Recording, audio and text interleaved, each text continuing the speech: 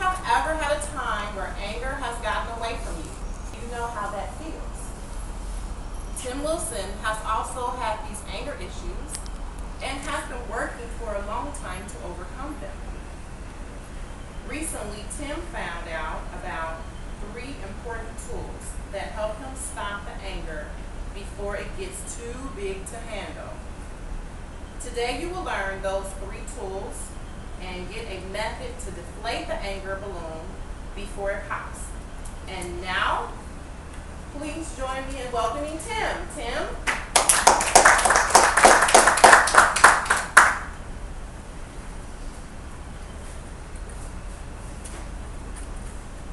Have you ever seen a balloon blown up on one of those machines where you put it on the top and it just gets bigger and bigger? You ever seen that? Ever watch the balloon? It starts kind of like this, and then it gets bigger and bigger and bigger and bigger. And you can see it kind of straining, and it gets larger and larger and larger, and then at some point it pops. You ever follow your anger or notice when you get upset? It kind of starts small, little things start to annoy you or bother you, and gradually get bigger, get bigger, get bigger, and all of a sudden, out of nowhere, you pop. You notice that? You know that experience?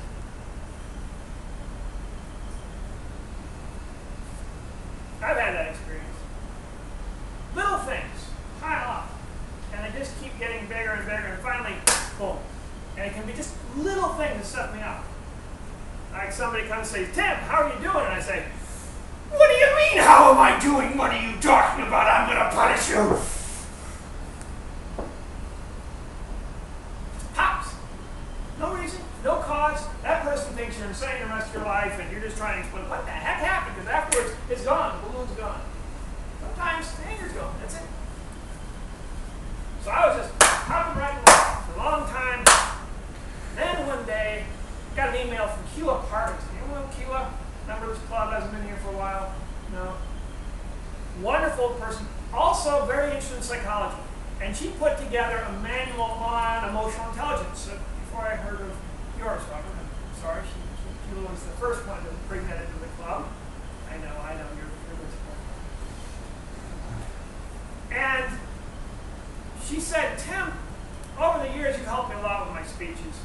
And here's something I think that can help you with some of those anger issues we're talking about, some anger issues we've been discussing." Keela has been giving talks around it. A very nice girl around here. If she ever comes back to Indiana, difficult to get here. But she sent me this thing, and it stepped me through emotional intelligence, and it stepped me through 2 important things for the symptoms of anger, and 1 important thing for the cause of anger. And it gave me the tools to help understand where anger comes from, how to deal with it, how to make sure that it doesn't occur, what you need to do to make that happen. So today, you will get those tools. You'll pick up those tools, and when you leave, you will know how to handle anger issues. You'll understand the 2 major symptoms there are of anger, and what you can do to make sure that anger doesn't pop. You will discover a new way of thinking about anger. You'll discover a new way of reacting. You'll discover a new way of letting go of that anger. You'll be able to deflate your anger. You'll be able to deflate that balloon so it doesn't pop. It all goes back to that first tool, because there is something that goes on that really kind of cue you in that anger is happening. Something that occurs that once you understand it, once you recognize it, once you see it, you can understand that you're about to get anger. Anger is happening. Anger is here. And the usefulness about this symptom is that it's very obvious once you become aware of it. But if you aren't aware of it, it kind of creeps up in you. It's like our balloon. It just gradually starts inflating and inflating, and it doesn't seem like a big deal until it gets really big. Very important to understand that first symptom. And then, after be aware, and be able to do something about the anger, you get the important tool to solve that anger problem. And the first symptom is physical. And actually, on you have, everybody should have, a sheet in front of them. It says, how do I feel? And if there's a blank in that first line, just feel in physically. P-H-Y-S-I-C-A-L-L-Y. Physically, on that first line. And that's the question to ask yourself. And that's what I discovered in Keela's excellent online book, which she has available for purchase if people are interested. It's about how do you really feel physically? Because you'll find little things start to happen that'll cue you that you're starting to get angry. Like you start to notice you're tensing up just a little bit. People will say something, just a little tense. Just a little bit of tension.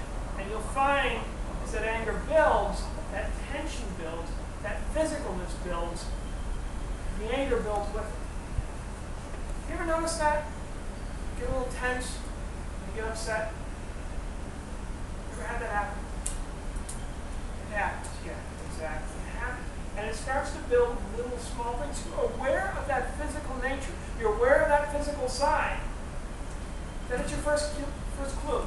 Your first cue that something is going on here. Now, it might not be anger. It may just be suggestion, or maybe something other than anger, but it's a cue. It's a clue. It's something to be aware of. Something to monitor, something to watch. After you have that first cue, then there's the second tool that's so important to understand.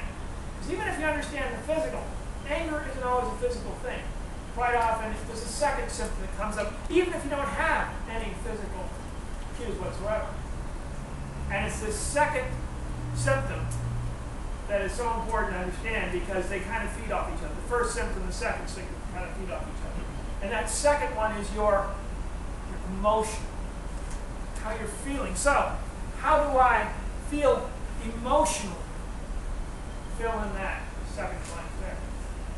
Your emotions will kind of cue you in. Your emotions will cue you in that something's going on. Something is happening or something is stirring inside. You just find yourself becoming a little emotionally rattled.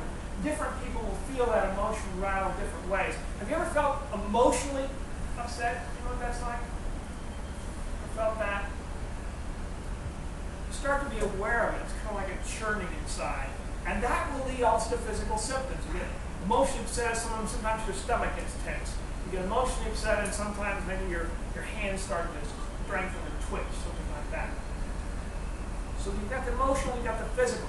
Now when you bring them together, that can create a lot of anger. And then the anger just kind of erupts out of it. The physical reinforces the emotional, emotional reinforces the physical, and it just builds from there. And that's why this cure is so important. Because the cure has nothing to do really with the physical or the emotional. These things are symptoms. And we attempt to try to have you ever done that? You get upset and you're thinking, okay, no, I'm going to get upset. You just try to calm down. You try to unclench. You ever done that? You try to unclench yourself. Or if you're emotional, you say, it's silly to be emotional. I'm not going to be emotional about this. Doesn't be emotional here at all. And that's what happens when you don't use that third and important cure for all these things. Because the cure to it all is what you are thinking. So, what thoughts do I have about the situation? Just fill in the blank there. Thoughts. What happens when you get angry or upset? Quite often you're going to have thoughts, you have ideas, but what you think it means. How dare I say that? What, do I think I'm some kind of idiot? Think I'm a moron over here? Think I don't know that? You ever had thoughts like that going through your head? Somebody says something and you just have all sorts of ideas about what you think and how they're putting you down, how they're dissing you, how they're not treating you with respect, how they're not being nice to you, how it's just unfair. You ever had those thoughts? Those are the thoughts that go through your head. And here's a magical thing. If you can change your thoughts, you can change the physical. If you can change your thoughts, you can change the emotional. If you change your thinking, you can change your being. If you change your thinking, you can deflate that balloon. You can deflate your anger. It's all thoughts change your world. I heard it said, even some people say that thoughts are things. Well, maybe thoughts are things, maybe they aren't things. One thing about thoughts is certainly a very physical effect, very emotional effect.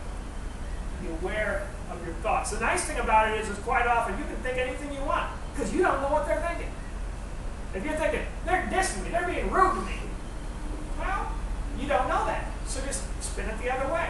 Oh, no, they're just in a hurry. They got something to do. They didn't mean to bump me. And just let it go. Because the price of your anger, the price of those thoughts, the price of that anger coming through is huge. It's enormous. It affects your health, it affects your emotions, it affects your life, it affects everything. If you can let go of the anger, if you can change your thoughts, you can change your world. Does that make sense? So next time you get angry, next time you find yourself getting upset, think about what you're physically going through.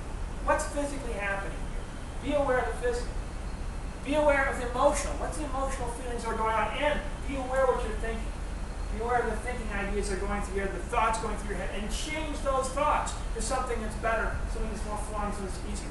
And if you do this, if you make this change, you'll find all of a sudden you don't get angry as often. You'll find people are more pleasant, or at least they seem to be more pleasant. You'll find that interactions aren't that challenging. You'll find that when you talk to people, it's a pleasant experience, not an encounter, not a confrontation.